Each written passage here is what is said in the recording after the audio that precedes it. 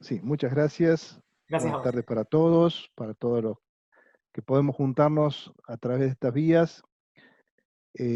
Agradecido, por supuesto, a Aníbal, quien me acercó a esta reunión, a ENCODE, y ahora a Proaco, a Lucas, a quien no conocía personalmente, y hoy voy a poder compartir este momento. Y en realidad Lucas es digamos que es el responsable de por qué estoy charlando hoy aquí. Porque en realidad el tema del comercio electrónico, pues me voy a referir específicamente a los contratos electrónicos y no a todas las otras implicancias jurídicas que tiene la digitalización de los actos y los hechos y la transmisión a través de las grandes autopistas de la información, de toda esta información digitalizada o electrónica. No voy a ser técnico en esto, si es electrónico o si es digital, lo llaman contratos electrónicos, pero en realidad se instrumentan digitalmente. No es el momento ni el lugar para hacer este tipo de discusiones,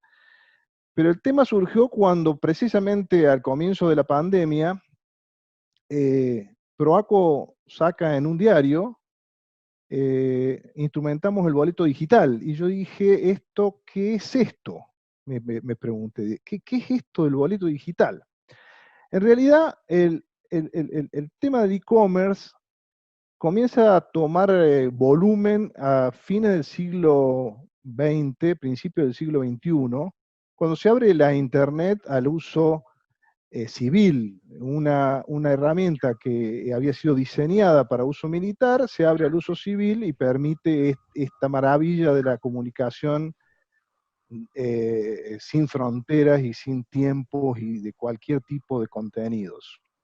Y en aquella época comenzamos a hacer estudios sobre este tema.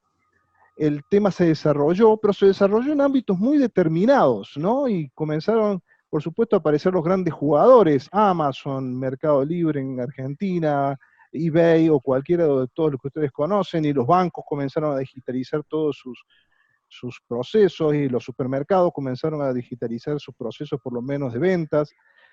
Hay algunos productos, como decían en Amazon, que necesariamente tenés que tener el pie en la tierra porque alguien te lo tiene que entregar, pero hay muchos otros productos que son absolutamente digitalizados. Y también todos los gobiernos comenzaron a regular el tema, no solo los gobiernos estatales, sino además organismos supraestatales como la UNCITRAL, que es una agencia de las Naciones Unidas que tiene por misión tratar de unificar el derecho mercantil internacional, siendo que hoy el mercado es uno solo y que trata de que las reglas sean parecidas para todos. Y en aquella época se dicta la primera ley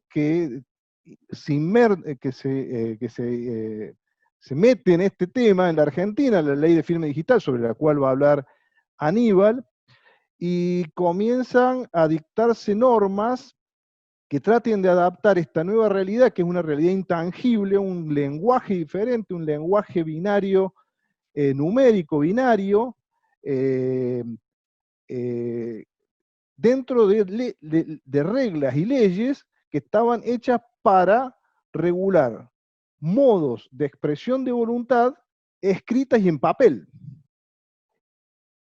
Y esto no fue fácil porque había que adaptar las reglas o dictar reglas nuevas. Y la verdad es que se dictó esa ley de firma digital por allí, por el 2001, y luego no se dictaron nuevas reglas jurídicas hasta el Código Civil y Comercial que comenzó a regir hace 5 años.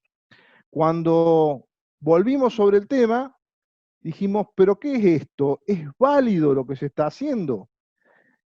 Es válido para darle seguridad a quien lo está realizando y además es oponible. Esto, si se lleva luego a un conflicto, se puede demostrar que hubo una declaración de voluntad que no fue puesta en un papel escrito y que fue firmado de una manera totalmente diferente, no mediante una asignatura de puño y letra, como lo había pensado el Código Civil Viejo y como lo sigue pensando el Código Civil Nuevo, porque el Código Civil Nuevo sigue pensando en el escrito en papel. Sin embargo, se incorporan algunas normas a las cuales lleva a la conclusión de que estos contratos son válidos, se pueden probar y se pueden realizar. Esto es lo que dice la ley de firma digital y el Código Civil y Comercial argentino. En este tema, como hay pocas normas y pocas experiencias, hay que también basarse en ciertos principios generales. Y hay dos principios generales del comercio electrónico que son básicos. Contratar por vías digitales no quiere decir que no se le apliquen exactamente las mismas normas que si se contrataran en papel y entre personas que se están contactando personalmente. Esto es lo que se llama la subsistencia o el principio de subsistencia de las reglas de las obligaciones y los contratos. Si en el Código Civil dice que un contrato tiene que ser necesariamente hecho por escrito, esta misma regla rige en el mundo digital. Entonces, hay que encontrar la manera de que la expresión digital cumpla con las finalidades que tenía determinar una regla que dice que tiene que ser por escrito. ¿Qué finalidad era? Básicamente que hubiese un modo de expresión que sea relativamente inalterable, que en ese modo de expresión, que es el papel, se puedan expresar precisamente las cláusulas de los contratos, que pueda ser firmado y que pueda tener cada uno un ejemplar. Y esto se logra a través de también de los medios digitales. Por eso la ley de firma digital dice, cuando una determinada regla dice que tiene que estar un acto jurídico, un contrato por escrito, el documento digital cumple con el requisito de la escritura. Y el Código Civil más avanzado, el Código Civil y Comercial del 2015, le dice, pero tiene que ser inteligible. Es decir, que quien lo lea pueda entenderlo, aunque sea que para hacerlo inteligible, para hacerlo legible, como dicen otras normas extranjeras, se deba usar herramientas como son un software, un hardware y un software determinado que transforma estos impulsos eléctricos en algo que nosotros podemos entender nuestro idioma. Y esto está en la ley. Por lo tanto, si una ley o una norma, estoy hablando para no abogados, por eso estoy tratando de ser lo menos técnico posible, si una norma dice, este contrato tiene que estar por escrito, el documento digital, si cumple este requisito de que quien lo lea luego pueda entenderlo, es escrito. Y si una norma dice que tiene que estar firmado, bueno, hay herramientas digitales que cumplen con el mismo requisito o las mismas finalidades que la ley pone para que cuando determina que tiene que estar firmado, que es atribuirle a una persona la declaración de querer contratar con otra.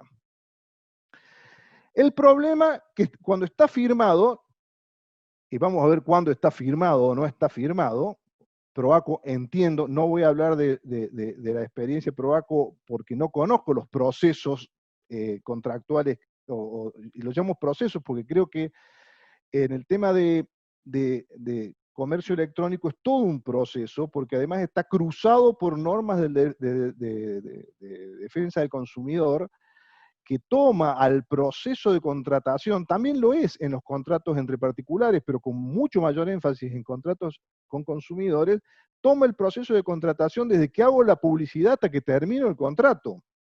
Y la publicidad forma parte del contrato, y si está en forma digital, también forma parte del contrato.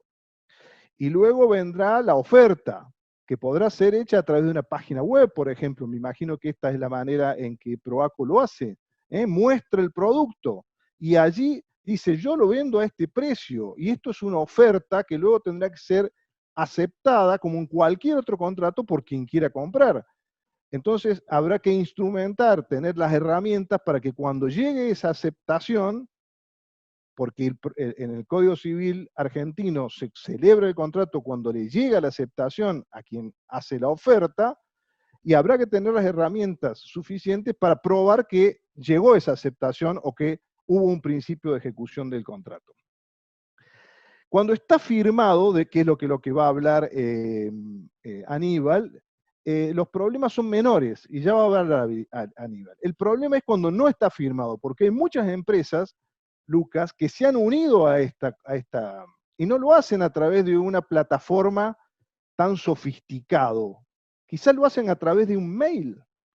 En estos últimos 70 o 75 días, ¿quién no ha comprado? Yo he comprado una computadora por mail. Y yo mandé un mail y me devolvieron diciendo, le acepto, te lo voy a entregar. Y allí se celebró un contrato, allí no hubo firma ninguna. No hubo firma digital. Entonces la pregunta dijimos, ¿pero dónde está? ¿Es válido? Claro que es válido, porque el Código Civil y Comercial distingue entre los instrumentos particulares. Si se hace por instrumento público es todo otro tema, absolutamente diferente, pero si, entre los instrumentos particulares, esto es donde no interviene un funcionario público o un escribano público, cuando no está firmado lo llama instrumento particular no firmado. Y dice, el instrumento particular no firmado, esto es lo que dice el Código Civil, es válido. Luego habrá que probarlo. ¿Y cómo se prueba? Bueno, habrá que ver las circunstancias en las que se contrató, cuáles eran los usos y costumbres, cuáles son las herramientas técnicas que se le pueden acercar a quien deba interpretar si hubo o no contrato, para probar efectivamente que hubo ese intercambio de voluntades a través de redes, sea a través de WhatsApp, sea a través, ya estamos usando WhatsApp para notificar judicialmente. Cuando, fíjense a lo que hemos llegado. ¿Quién iba a pensar hace unos años que iba a ser válida una notificación por WhatsApp? Bueno, como van quedando nada más que 3 minutos, voy a ir concretando. Volvimos a los viejos estudios de principios del siglo XX, lo volvimos a trabajar, volvimos a hablar mucho con Aníbal, volvimos eh, a intercambiar muchas ideas y llegamos a la conclusión de que estos contratos son válidos, son oponibles, tienen existencia jurídica, pueden ser cumplidos, pueden ser, mejor dicho, pueden ser ejecutados en el caso de no cumplimiento. Puede probarse su existencia, no es tan difícil. El proceso, desde mi punto de vista, es irreversible por muchos motivos, pero principalmente por una cuestión de practicidad, por una cuestión de economías de mercado, por una cuestión de que lo digital ha llegado para instalarse. Por eso yo celebro esta reunión con ustedes. Porque, bueno, primero porque ahora voy a conocer cómo es el proceso PROACO. Conozco otros procesos, ¿no?, que están en la misma dirección, Lucas, pero cuando comenzamos a charlar este tema hace 80 días, porque nadie se imaginaba que alguien iba a vender un inmueble por, por medios digitales, luego de mucho pensarlo y escribirlo y redactarlo y exponerlo en congresos, incluso que se hicieron en estos 80 días, llegamos a la conclusión de que eh, los contratos electrónicos sobre inmuebles son posibles. Dependerá, por supuesto, de la tecnología que cada una de las empresas pueda utilizar para asegurar la autenticidad de quienes están poniéndose en contacto y la integridad de las cláusulas contractuales que se han acordado entre las partes. Esta es mi conclusión, por lo menos esta conclusión eh, parcial hasta ahora. Luego, si hay preguntas, lo podemos ampliar, pero he cumplido con mis 15 minutos exactos. Muchas gracias.